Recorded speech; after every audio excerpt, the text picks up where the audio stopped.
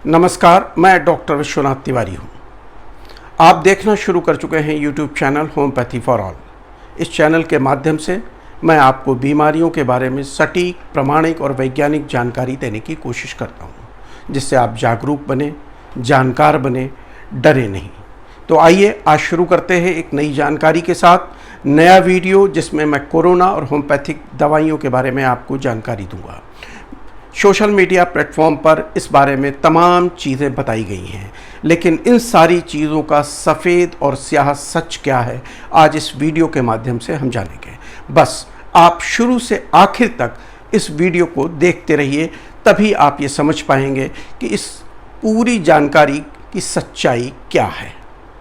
इसके साथ ही मैं आपसे एक आग्रह और करूंगा कि चैनल को सब्सक्राइब करना ना भूलें और बेल आइकॉन को दबाना ना भूलें, जिससे कि आगे आने वाले वीडियोस के नोटिफिकेशंस आपको मिलते रहें। कोरोना के ट्रीटमेंट का एक बहुत महत्वपूर्ण पहलू है, वो है इम्यूनिटी। इम्यूनिटी पूरे इलाज के दौरान चलती रहती है। इम्यूनिटी के माध्यम से ही बचाव संभव है, इम्यूनिटी के माध्यम से इलाज संभव है। अगर वैज्ञानिकों की हम माने तो जिन लोगों की इम्यूनिटी अच्छी होती है, उनके संक्रमित होने की संभावनाएं कम होती हैं।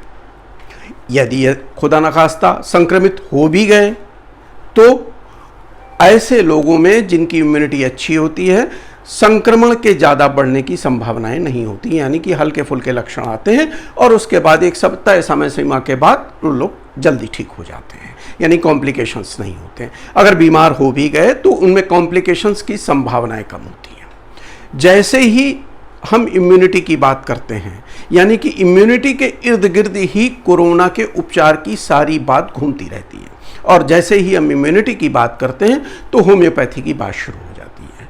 क्योंकि जब होम्योपैथी का जन्म हुआ था तो इसी के सिद्धांत को लेकर के प्रतिरक्षण यानी वैक्सीनेशन की शुरुआत की थी, और जिसको डॉक्टर हैरिसन ने, जो कि मेडिकल साइंस के एक मूर्धन्य विद्वान हैं, उन्होंने अपनी इस किताब में इस बात का उल्लेख भी किया है। तो इम्यूनिटी की जब बात आती है तो होम्योपैथी की बात आती है। होम्योपैथी की बात आते ही ये चर्चा शुरू हो जाती है कि होम्योपैथिक दवाइयाँ कितनी कारगर हैं कि नहीं हैं। आज हम इसी बात पर विस्तार से आपसे चर्चा करेंगे। इस बात को समझने के लिए हमें इस पूरे उपचार पद्धति को 3 हिस्सों में बांटना पड़ेगा। एक हिस्सा वो जो प्रतिरक्षण से संबंधित है, यानी कि लोगों को बीमारी से बचाव करने का तरीका क्या होगा। उसके लिए बहुत सारे तरीके जो बताए गए हैं कोविड प्रोटोकॉल के, उन तरीकों का तो हमें पालन करना ही है। इसके साथ साथ भारत सरकार के आयुष मंत्रालय ने आर्सेनिक एल्बम 30 नामक दवा का रिकमेंडेशन किया हुआ है। इस 30 पोटेंसी को दिन में एक बार सुबह सुबह खाली पेट लेने की बात इस रिकमेंडेशन में, इस एडवाइजरी में कही गई है।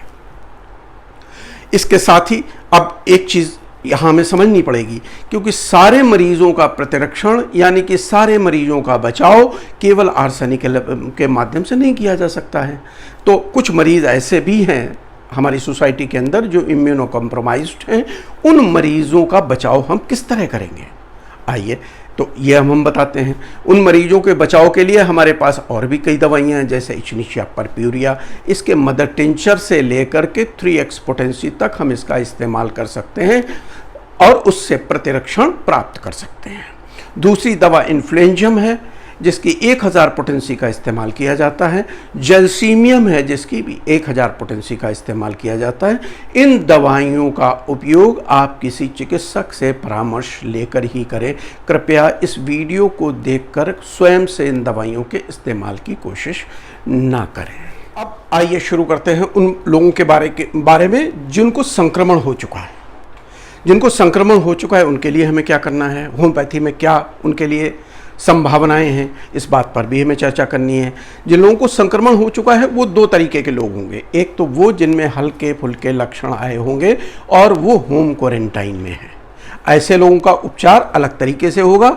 और इसके बाद जिनमें गंभीर लक्षण हैं, थोड़े गंभीर लक्षण हैं, या जिन्हें अस्पताल ले जाने की आवश्यकता है, उनमें उपचार की पद्धति थोड़ी डिफरेंट होगी। तो पहले हम उनको समझते हैं जिनमें हल्के फुल्के लक्षण हैं। हल्के फुल्के लक्षणों में पहले तो हमें आईसीएमआर के गाइडलाइंस का फॉलो करना है, इस बात का बहुत ध्यान रखना है। हमें परफेक्ट आइसोलेशन में रहना है, तब हमें दवाइयों के इस्तेमाल की बात शुरू करनी है।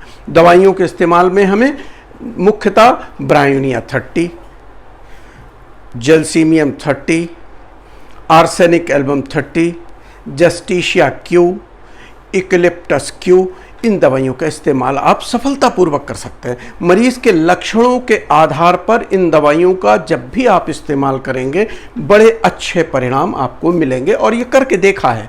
ये ऐसा नहीं है कि बहुत सारे लोगों ने किया नहीं होगा, बहुत सारे लोगों ने किया है, लेकिन केवल इतनी खामी है कि उनका डॉक्यूमेंटेशन किसी प्लेटफॉर्म पे नहीं हो पाया है, इसलिए ये बात बड़ी प्रामाणिकता के साथ नहीं कही जा सकती है। लेकिन ये बिल्कुल तय मानिए, इन दवाइयों के अच्छे परिणाम मिलते हैं।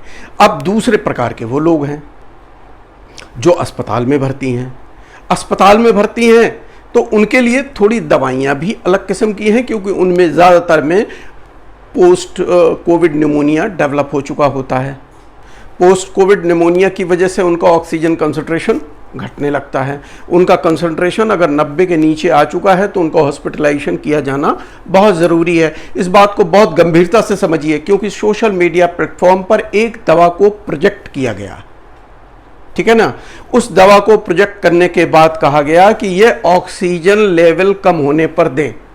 इस बात को बहुत गंभीरता से समझ लीजिए कि कोई भी दवा ऑक्सीजन का विकल्प नहीं हो सकती। अगर पेशेंट को ऑक्सीजन कंसंट्रेशन कम हो रहा है तो उसे अस्पताल में आपको भर्ती करना पड़ेगा, ऑक्सीजन थेरेपी देनी पड़ेगी। ऑक्सीजन थेरेपी देने के साथ साथ आप होम्योपैथिक दवाइयाँ देंगे तो परिणाम आपको बेहतर मिलेंगे। ये मैं प्रामाणिकता के साथ ये बात मैं कह रहा हूँ आपसे कि आपको बेहतर परिणाम मिलेंगे। किन किन दवाइयों का आप इस्तेमाल कर सकते हैं? Carbo vegetabilis, arsenic album, aspidosperma, veratrum viride, lachesis, इन दवाइयों का आप इस्तेमाल हॉस्पिटलाइज पेशेंट में कर सकते हैं, जिससे कि कोगुलोनोपैथी से लेकर के ऑक्सीजन कंसंट्रेशन को ठीक करने तक में आपको मदद मिलेगी।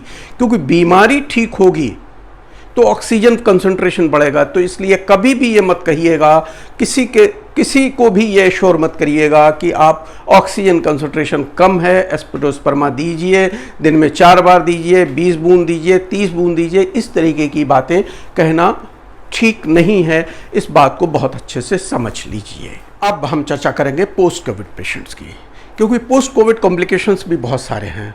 कोगुलोनोपैथी का कॉम्प्लिकेशन है, वीकनेस का कॉम्प्लिकेशन है। इन सारे कॉम्प्लिकेशंस को भी हमें देखना पड़ेगा। पोस्ट कोविड कॉम्प्लिकेशंस में भी होम्योपैथी बेहद कारगर है, और इसको करके देखा गया है।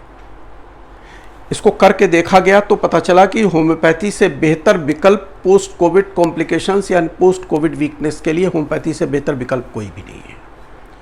कई होम्योपैथिक मदर टिंचर्स ऐसे हैं जो पोस्ट कोविड कॉम्प्लिकेशंस यानी वीकनेस को इमीडिएट रिपेयर करना शुरू कर देते हैं।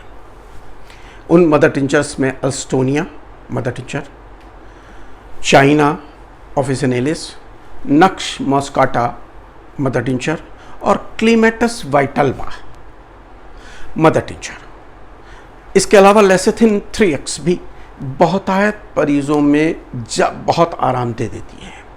तो इन दवाइयों के इस्तेमाल करके आप पोस्ट कोविड मरीजों को भी राहत पहुंचा सकते हैं। यानी कि अगर हम कुल मिलाकर के देखें तो कोविड के केसेस में अगर हम कोविड आईसीएमआर के प्रोटोकॉल को फॉलो करते हुए चल रहे हैं तो शुरू से लेकर के यानी कि बचाव से लेकर के पोस्ट कोविड कॉम्प्लिकेशंस तक होम्योपैथी का लगातार रोल है। और बड़ी अच्छी दवाइयाँ जिनसे कि बड़ी प्रभावशाली दवाइयाँ उपलब्ध हैं जिनसे कि मरीज़ को आप राहत पहुँचा सकते हैं।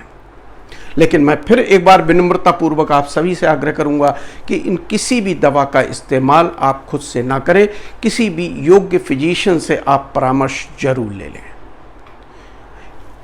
ऐसा करने से आपके खतरे कम होंगे। ज़िंदगी बहुमूल्य है, ऐसा करने से आपको खतरे लगातार बने रहते हैं। आप उन चीज़ों की गंभीरता को नहीं समझ पाते हैं, उन लक्षणों की गंभीरता को नहीं समझ पाते हैं, और दवाइयों का इस्तेमाल करके अगर आप घर में रुके रहते हैं तो कई बार को खतरे अधिक भी हो सकते हैं।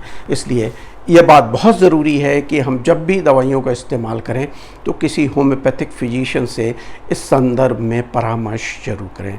मैं समझता हूँ कि आज आपको ये बात बहुत अच्छे से समझ में आ गई होगी कि होम्योपैथी कितनी कारगर है। इस बात का सफ़ेद पहलू क्या है, इस बात का स्याह पहलू क्या है, ये बात आपने बहुत अच्छे से समझ ली होगी। इसी के साथ ही अगले वीडियो तक फिर इंतज़ार करिए, फिर मिलूँगा किसी नई जानकारी के साथ। धन्यवाद।